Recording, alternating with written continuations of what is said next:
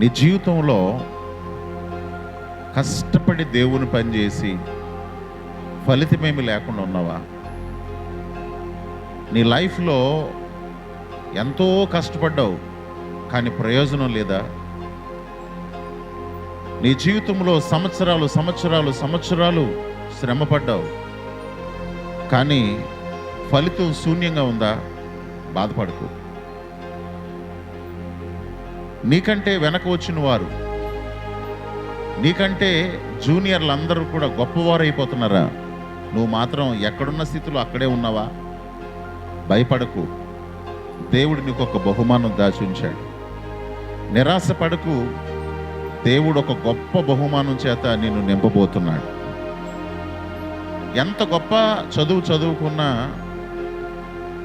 నీకంటే చదువు తక్కువైన వారు లైఫ్లో సెటిల్ అయిపోతున్నారని నీకు బాధగా ఉందా? భయపడకు. దేవుడు నీ కోసం ఒక బహుమానాన్ని దాచాడు.